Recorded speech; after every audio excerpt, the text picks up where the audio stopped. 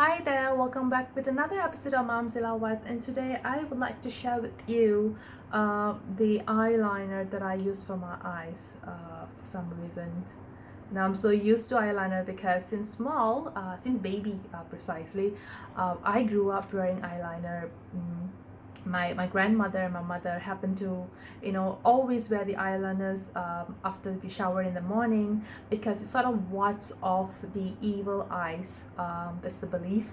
And because the first thing when you look at the baby, it's directly focused on the eyeliner or the potu that is, sometimes they have it here, they have it here, they have it here, they have it all over the places.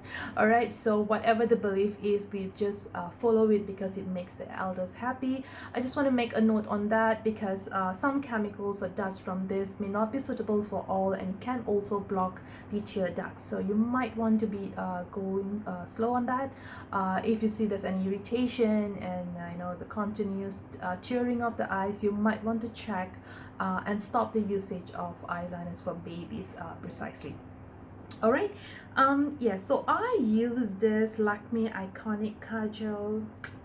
All right, so I use this even when I'm at home because it kind of like perks up the eyes and makes me feel lively even on the days that I don't feel myself.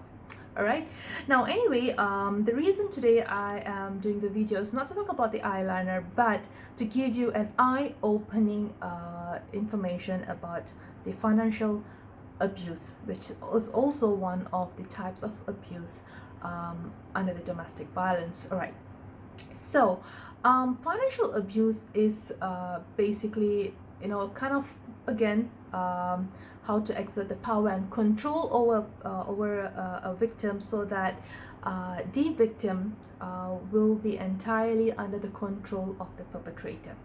So when I say under the control means the survivor is unable to walk away from abusive marriages or abusive situations because they are financially dependent on the perpetrator. This is a very huge issue. This is also the ultimate reason I started the hashtag 10 Ringgit campaign, because I wanted to give women the liberty, the independence to decide whether she wants to live LIVE or LEAVE an abusive relationship. That entirely her informed decision, but I give her the resources for her to rebuild her life, to gain that value that has been diminished by demeaning and devaluing words. All right, having said that, I'll just give you a few scenarios of financial abuses so that you get a glimpse about it.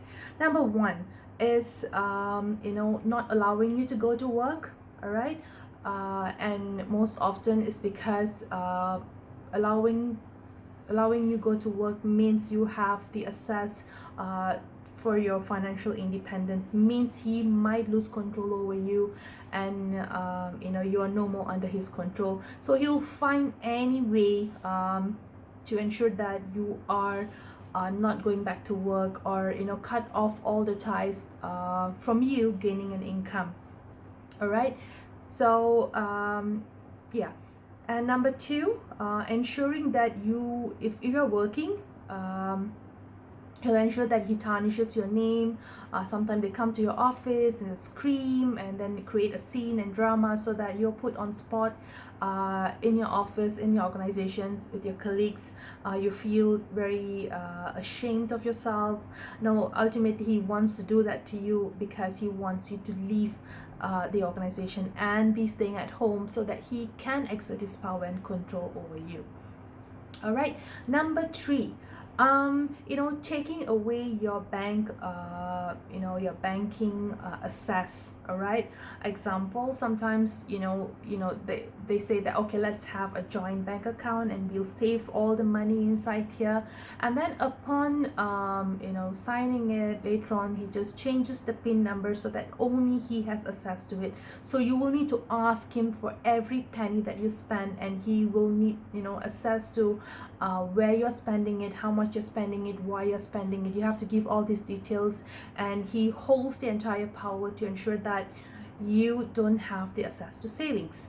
All right, that's one way. Another way is that if you're working, he holds your bank card, so you have no access to withdrawing your withdrawing your money for yourself or for whatever reasons, because he doesn't want you to have the savings. Like I said, if savings means you are financially independent. All right. Yes, another way of doing is number 4 is ruining your credibility. Yeah, sometimes they get you to sign documents as you know as a sleeping partner in companies, as a a loan, partner in loans, housing loan or car loan, whichever it is, but and then defaulting payment thereafter, because the bad track record falls back into you. All right, and you are unable to mend that because you don't have access to financial independence.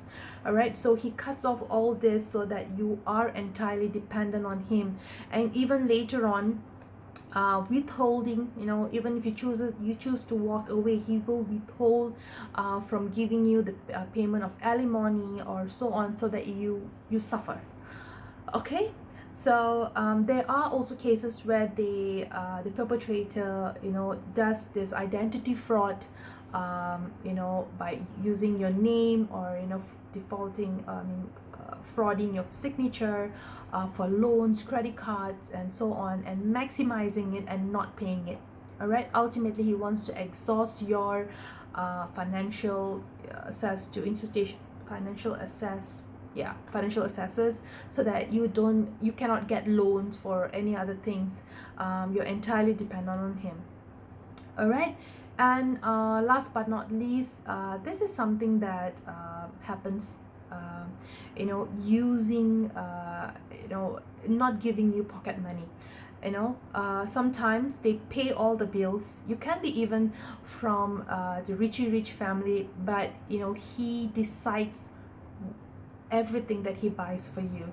Okay, basically, you have no pocket money. So even though you are wearing a Gucci bag, you do not have access to the pocket money, because you having pocket money means freedom to you. All right, so these are some of the ways that financial abuse are being exerted on the domestic violence victims. All right, so I always advocate that women should earn at least 10 ringgit a day. I mean, no matter what you do, it's not about more money, it's just having the liberty of spending for your own needs. So that could even be your own meals, your own sanitary napkin, and so on. Of course, the next step towards from financial independence is sharing the household income, reducing the burden, bringing in the extra pie to the on the table, so that the family's combined household income is improvised. All right, but the ultimate goal of 10 ringgit was to give back women the value that has been diminished due to various reasons. And so she knows that she has a value for herself. So that's all for me now, and I hope to see you again with another I don't know, maybe a makeup tip, so that you watch the videos about the domestic violence awareness that I'm trying to create. See you again. Bye.